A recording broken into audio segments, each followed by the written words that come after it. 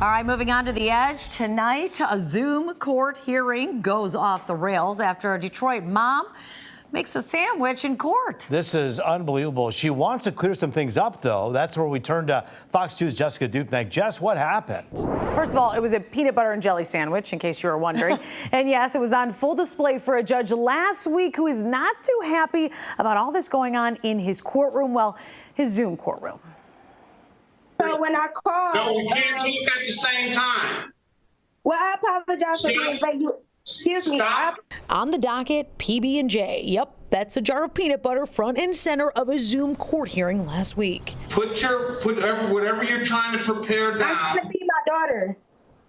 36th District Court Judge Sean Perkins, apparently more of a ham and cheese sandwich kind of guy. You got to put your properly dressed on. I am properly dressed. I have on a t-shirt. I am properly dressed. Is that a robe? Ironically, mom Asja Outerbridge is a fashion stylist, and this day in court, her style was a robe. It was just a lot going on. I was having a mommy day. She went viral after Metro Detroit News posted the clip on Instagram. And I click on the video and I see the judge that I had, and I'm like, I see my robe and some peanut butter, and I'm like, oh my God. That little angel is her daughter, 3-year-old Parker. She was sick, and that's why Asja said she was multitasking. My daughter is sick. I had to keep her home from school. I'm just trying to feed her. That is it. Understandable, but you're in court. Ms. Outerbridge, I'm sorry that your daughter is sick. But again, you're in court, okay? And we're going to treat it as such. Judge Perkins then booted Asja from the Zoom call. I have on clothes. I have on clothes. I have on clothes. She was there in the first place for a misdemeanor for allegedly having an open alcohol container as a passenger, yes, passenger, in a car. The hearings for 36th District Court stream live on YouTube, opening up courtrooms like live theater to the masses. It's not even COVID anymore. What are we doing here? Like, seriously. Like, let's put court back in the courtrooms.